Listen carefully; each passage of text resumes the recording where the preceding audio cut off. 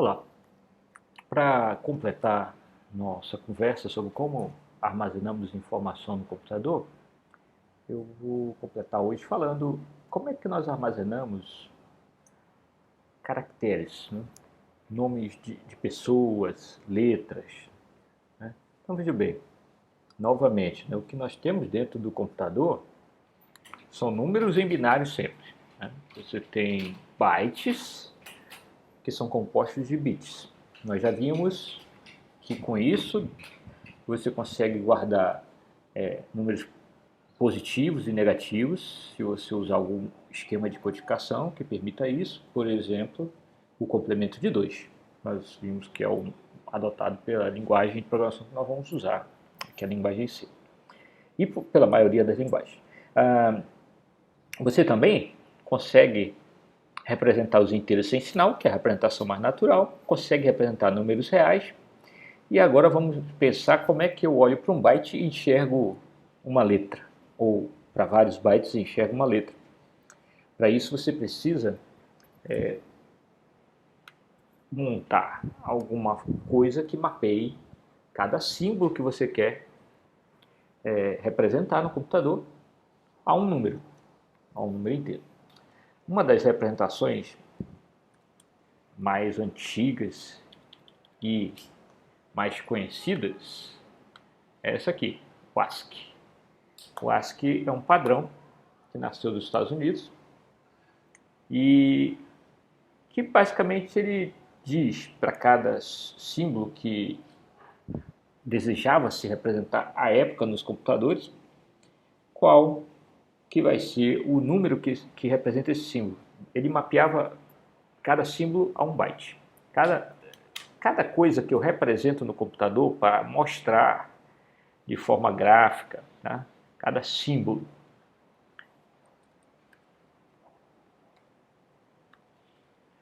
que eu represento no computador, que eu apresento de forma gráfica, apresento na tela, que nem como eu estou escrevendo aqui, ó, o A, o S, o C e assim vai, é chamado de caractere. Então, caractere é uma representação gráfica de símbolos que normalmente tem letras, números, pontuação e outros símbolos que possam nos interessar para serem digitados, entrados para o computador via teclado ou via outro dispositivo ou ainda mostrados na tela. Então, os símbolos gráficos usados na escrita todos são caracteres. A tabela ASCII propôs um mapeamento para os vários símbolos que desejava-se usar no computador.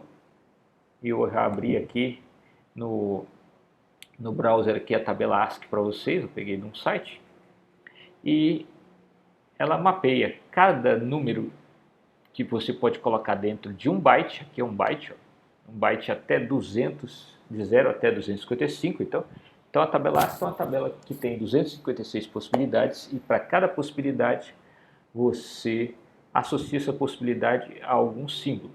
Em particular, a tabela ASCII também tem uns símbolos que eles chamam de controle, que não são símbolos gráficos para mostrar na tela, e sim espécies de comandos que você quer dar dentro do computador. Então tem na tabela ASCII as coisas que aparecem e tem as coisas que são caracteres de controle. Por exemplo, um que a gente vai usar muito é o quebra de linha. Deixa eu pegar um editor de texto. Aqui, ó. Esse símbolo que está quadradinho aqui é o cursor. Aí eu estou escrevendo e dou Enter. Quando eu dou Enter, olha o que aconteceu. Olha, o cursor está aqui, eu vou dar Enter, ele vai mudar de linha e vai aqui para o começo. Ficou isso aqui que aconteceu, fica gravado aqui o 13 quando eu dou Enter. Enter ou Return, está lá no seu teclado, se você olhar aí no seu computador, tem a palavra Enter ou a palavra Return numa tecla, e ela quando você aperta nela, na verdade você está passando o símbolo 13 para o computador, e aqui ó, o 13 fica registrado aqui nesse finzinho, e ele significa que o cursor tem que mudar de linha e voltar para o começo, no caso da tela aqui. Originalmente o 13, né, Era só voltar para o começo, mas aqui na tela do computador hoje, ele não só volta para o começo, mas ele também muda de linha. Originalmente, né, você teria que dar dois símbolos para fazer as duas coisas. O 10, que era o mudar de linha, e o 13. Na tela do computador, a gente só precisa do 13, ele já faz as duas coisas ao mesmo tempo. Então esse símbolo 13 é um símbolo especial do ASCII.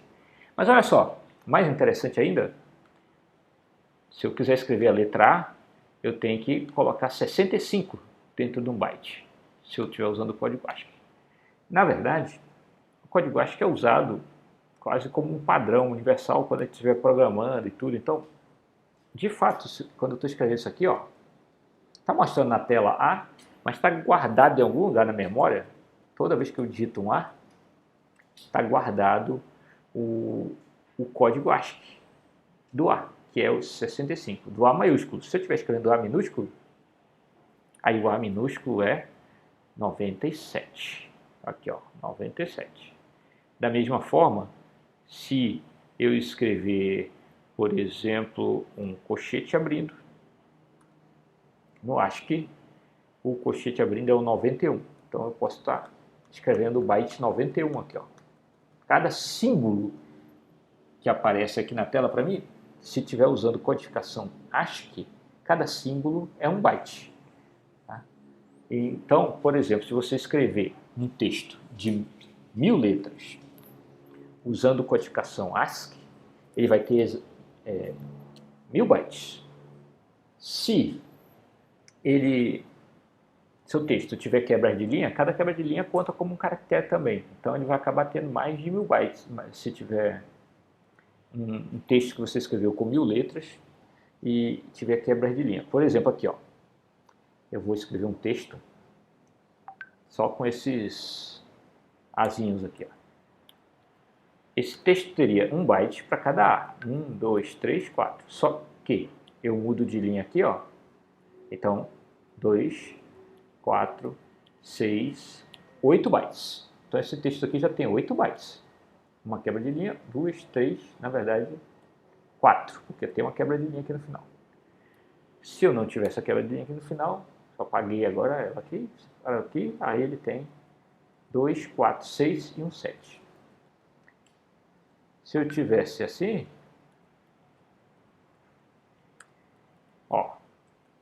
vai ter esse texto agora aqui vai ter 5 letras por linha, mais a quebra de linha, então são 6, 6, 6, e a última aqui não tem quebra de linha, são 5. Ok? Então cada letra que eu estou digitando aqui vira um byte se eu estiver usando ASCII. Esse meu editor aqui está usando ASCII, funciona assim. Então ASCII é uma tabela. Agora note o seguinte, vocês prestarem atenção nos símbolos que tem na tabela ASCII, vocês podem procurar com calma depois aí. Vocês vão ver que são mais símbolos de línguas ocidentais. Você vai ter lá o nosso cedilha, está na tabela ASCII, o A com tio, o A com acento, o A sem acento, e etc. Mas vejam só, cadê os caracteres árabes aqui? Não estão. Cadê os caracteres chineses? Não estão. Então, essa primeira codificação aqui, que era um padrão americano, ela preocupou-se principalmente com os símbolos que os americanos precisavam usar, mas não se preocupou com todas as possibilidades de caracteres que existem no mundo. Para resolver isso, foi criado um consórcio que tinha o objetivo de padronizar as codificações, um consórcio chamado Unicode. Está aqui, estou abrindo a página da Wikipedia aqui falando sobre o que é Unicode. Então, o Unicode, esse consórcio criou o padrão Unicode, que é um padrão que permite, está escrito aqui, que permite que os computadores manipulem de forma consistente texto de qualquer sistema de escrita. A partir do Unicode, você tem símbolos de praticamente todas as línguas que existem no planeta, né? Pelo menos as principais. Aqui você vai ver alfabeto árabe, alfabeto armênio, alfabeto bengali. Bengali é um idioma falado na Índia. Birmanês, não sei se em outros países, mas pelo menos na Índia. birmanês, o braille, canarês e assim vai. Isso são os alfabetos. E com os alfabetos você consegue, inclusive, representar vários idiomas, né? Dependendo do alfabeto que você tem, né? Então, aqui são exemplos de alfabetos. O alfabeto grego também está ali, que estão contemplados com os padrões gerados pelo Unicode. E dentro do Unicode, esse esquema aqui, ó, UTF-8, está aberto aqui a janelinha, é quase um padrão hoje para a representação de sequências de símbolos. O UTF-8 ele tem uma coisa um pouquinho diferente do ASCII, né? Que é um problema que surge com o Unicode é que você tem mais de 256 símbolos para representar, muito mais. Então não cabe num byte. Então você tem que ir para alternativas de codificação que tenham mais de um byte. Existem alternativas para isso e também você pode ir para essa que ficou bastante adotada, que é o UTF-8, onde você tem tamanho variável para cada caractere, para cada símbolo. Tá? Então, um esquema de codificação, vocês podem parar para ler, que tem tamanho variável para cada símbolo. Isso não vai ser nossa preocupação agora, estudar esses padrões de codificação, mas vale a pena que vocês lerem isso aí quando tiverem tempo, vago, ler um pouquinho mais sobre o padrão de codificação. O ASCII a gente vai usar bastante nos exercícios da nossa disciplina. Nós vamos trabalhar com código ASCII bastante, mas vocês podem ir mais além e estudar padrões de codificação. Vale a pena. Vou até contar uma coisa para vocês. Isso é uma das maiores dores de cabeça que em muitas empresas, quando você está lidando com informação que vem de muitos lugares, de línguas diferentes, com sistemas computacionais distintos, porque muitas vezes alguém vem em um determinado lugar, manda dados codificados em ASCII, outro manda em UTF-8, outro manda usando algum padrão da ISO, e assim vai.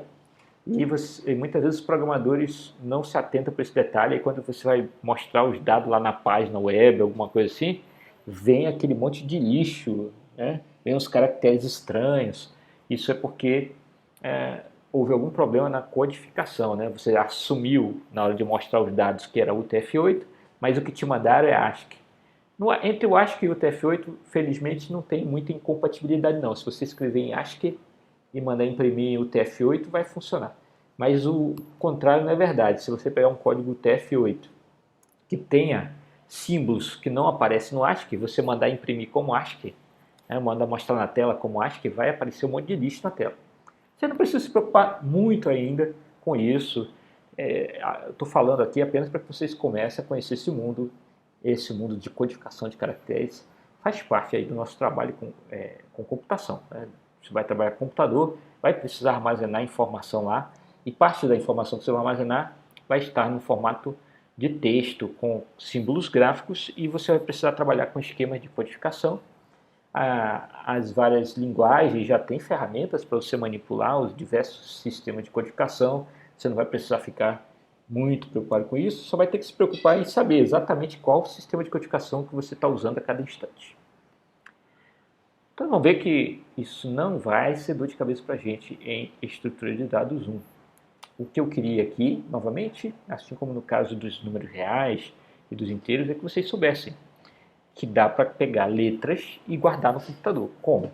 Você dá um jeito de mapear cada letra a um ou mais bytes.